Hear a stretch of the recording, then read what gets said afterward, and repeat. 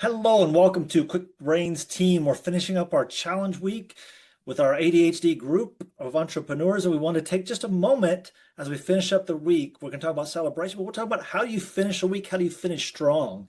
And so my name is Lyle. Over there, that side over there is Valerie. And so we thought it'd be just kind of be fun to have some conversation about some things that's come up this week that we haven't covered in our trainings, because it's always good to learn. We learn from each other, we learn from people in our group and our community, and we learn from just our study. I've been an ADHD person my whole life, so I'm always coming up with unique, fun things that runs through my brain and tips and tricks that helps me do better and hopefully to help you do better. One thing we both realize, this is what Valerie and I both appreciate, is the superpower side of ADHD. If you focus on the negativity side of it, you're going to just feed into the negativity and you're going to pull yourself down. Our goal is to lift ourselves up. And on that note, one of the things we're going to talk about today, the first thing we can get off is called rejection sensitivity.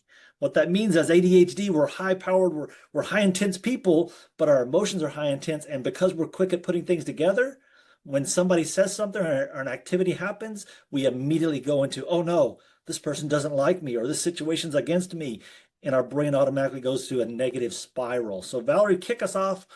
What's your thoughts on rejection sensitivity and an ADHD brain? Yeah, it's new to me and it's not new to me. I heard this recently and I heard it as RSD, and then they explained it's a rejection sensitivity disorder. Is that what the D stands for? Dysmorphia or disorder, whichever you want to phrase it. Whatever, something. And I thought, oh, that's a thing. And for me, a lot of this stuff, as I'm learning, seems that I was recently diagnosed with ADHD, but now I'm looking back as I'm learning about things and going, oh, well, I don't really feel it. I'm like, oh, but I used to, right? So the work that I've done is helping me realize, oh, okay, well, you already kind of took care of that, and here's how you took care of it. It was really just working through that and coming to grips with that idea of that I can't control what other people think.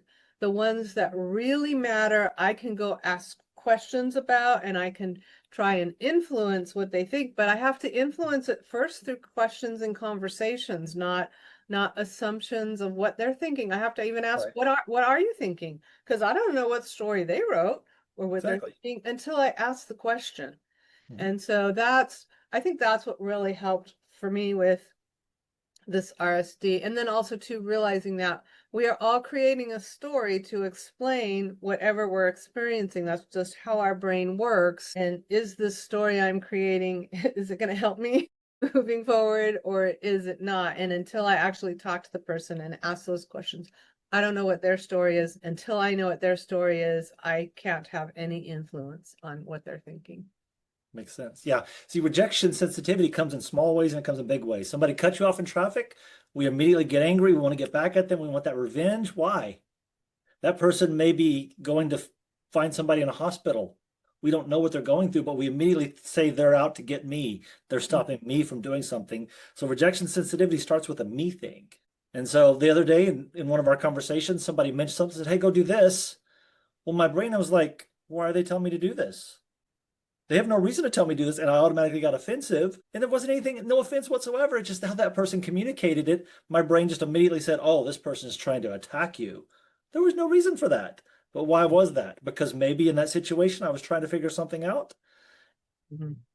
And something doesn't quite click and everything. So think about when you feel rejected in business, when somebody says no to something, they're not saying no to you. They may be saying no to what you offer, or they may need to wait and make a decision later. So we have to separate ourselves from a situation. And the biggest thing I've learned in this, my wife taught me this, is offense is a choice. You always have a choice to be offended. So when somebody says something, just take that everything somebody says is meant to be positive. Even if they say it negatively, take it positively. What could have been the way they meant? Because I personally, ADD people, you may relate to this.